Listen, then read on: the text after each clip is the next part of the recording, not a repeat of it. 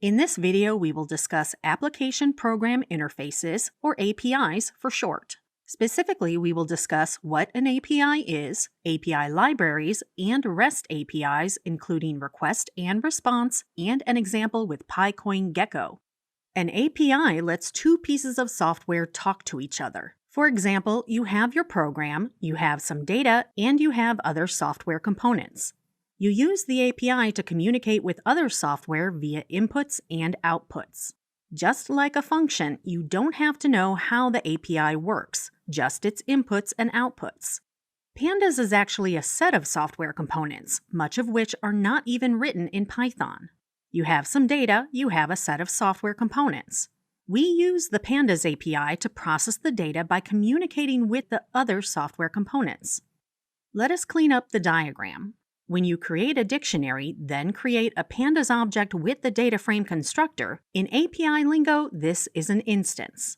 The data in the dictionary is passed along to the Pandas API. You then use the data frame to communicate with the API. When you call the method head, the data frame communicates with the API displaying the first few rows of the data frame.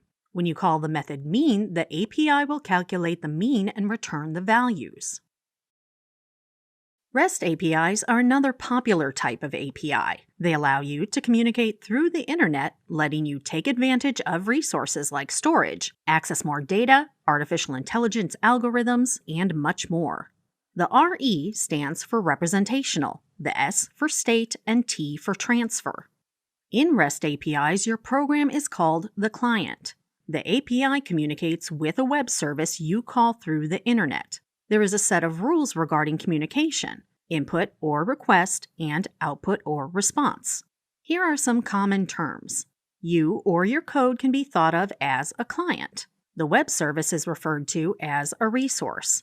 The client finds the service via an endpoint. We will review this more in the next section. The client sends requests to the resource and the response to the client. HTTP methods are a way of transmitting data over the internet. We tell the REST APIs what to do by sending a request. The request is usually communicated via an HTTP message. The HTTP message usually contains a JSON file. This contains instructions for what operation we would like the service to perform. This operation is transmitted to the web service via the internet, and the service performs the operation. In a similar manner, the web service returns a response via an HTTP message where the information is usually returned via a JSON file, and this information is transmitted back to the client. Cryptocurrency data is excellent to use in an API because it is constantly updated and is vital to cryptocurrency trading. We will use the PyCoin Gecko Python client, or wrapper, for the CoinGecko API, updated every minute by CoinGecko. We use the wrapper, or client, because it is easy to use so you can focus on the task of collecting data. We will also introduce Pandas time series functions for dealing with time series data.